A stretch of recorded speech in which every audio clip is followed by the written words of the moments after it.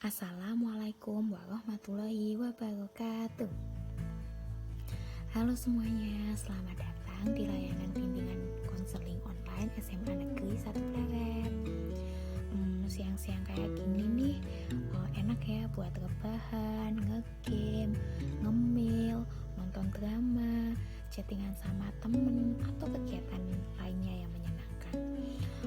Tapi itu semua tuh kayak kurang komplit ya, kayak kurang asam garam jika belum mengikuti kegiatan bimbingan klasikal hari ini.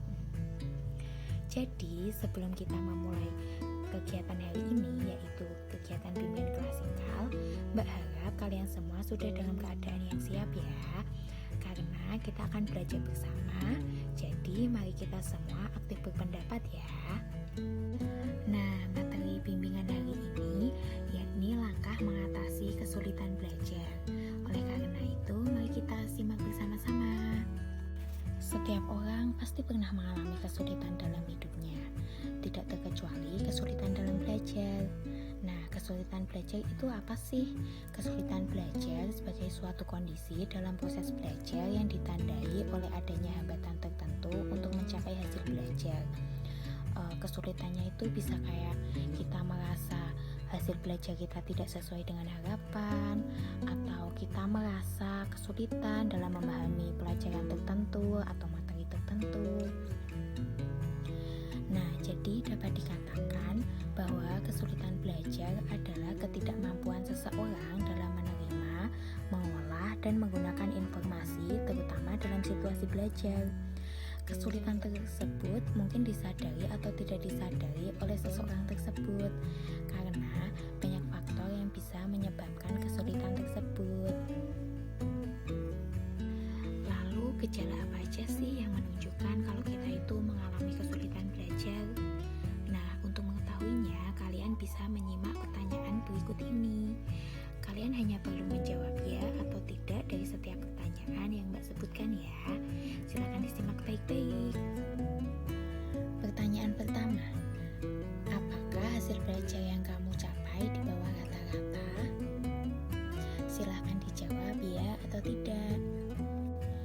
Pertanyaan kedua, apakah hasil belajar yang kamu capai sekarang lebih rendah dibandingkan sebelumnya?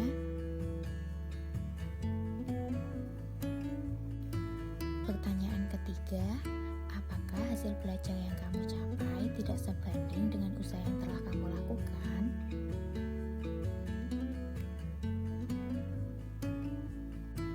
Selanjutnya, apakah kamu lambat dalam mengerjakan tugas-tugas sekolah? Pertanyaan yang kelima, apakah kamu bersikap masa bodoh dengan proses belajar dan pembelajaran yang ada di sekolah?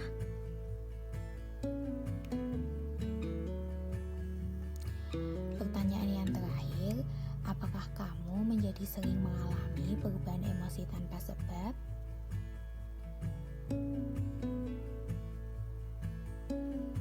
Nah, dari beberapa pertanyaan tersebut, kalian menjawab apa nih? Apakah kebanyakan menjawab ya atau tidak?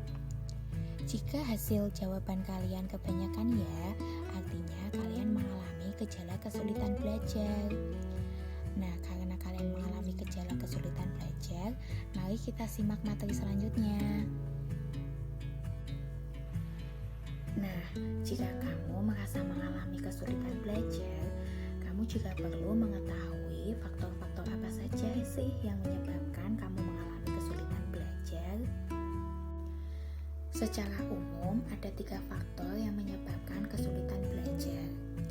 Yang pertama yaitu faktor pribadi, yaitu faktor yang berasal dari aspek psikologi diri sendiri.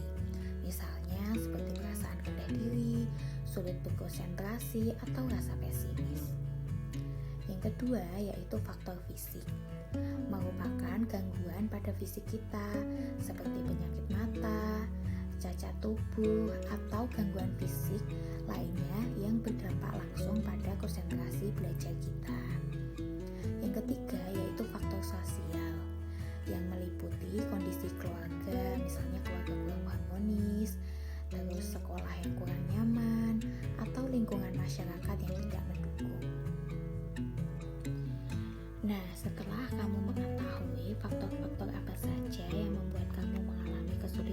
belajar, langkah selanjutnya yang harus kamu lakukan yaitu mengatasi kesulitan belajar kamu itu. Nah, bagaimana cara untuk mengatasi kesulitan belajar?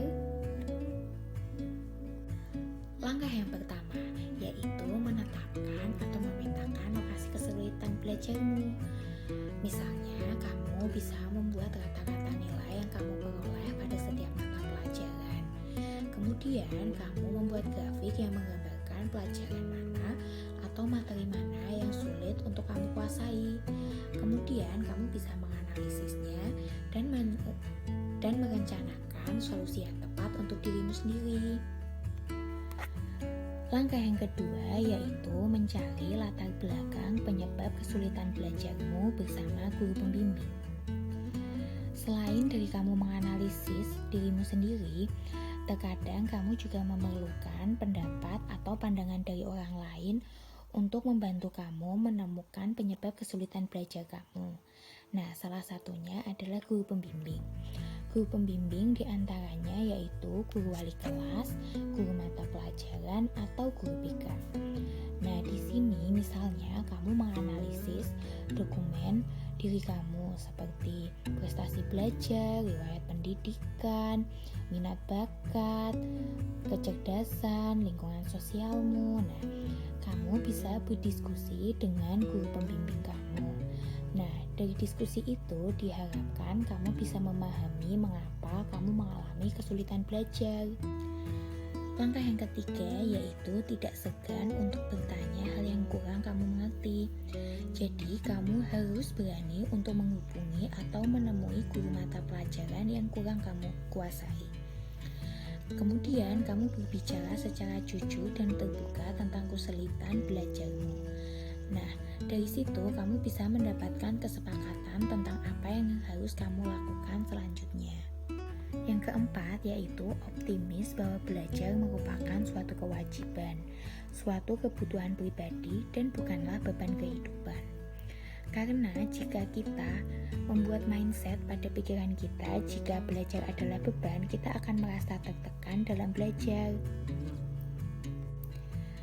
Langkah yang kelima yaitu mengulangi pelajaran dengan tekun, bersemangat, penuh konsentrasi, dan bersungguh-sungguh. Langkah yang keenam yaitu menggunakan metode belajar yang efektif dan efisien. Kamu bisa membuat atau menentukan metode mana yang kamu sukai dan bisa kamu lakukan dengan nyaman. Langkah selanjutnya yaitu memperluas materi pelajaran dengan membaca buku yang ada hubungannya dengan pelajaran tersebut, atau kamu bisa mencari sumber dari internet, YouTube, dan lain-lainnya. Langkah yang terakhir yaitu menjaga kesehatan jasmani dan rohani. Karena kalau kita sehat jiwa raga, proses belajar mengajar akan berjalan lancar dan kita juga tidak akan mengalami kesulitan belajar. Nah, sekian materi yang bisa Mbak sampaikan. Mbak harap video ini bisa membantu kalian untuk mengetahui dan menerapkan bagaimana langkah-langkah jika kalian mengalami kesulitan belajar.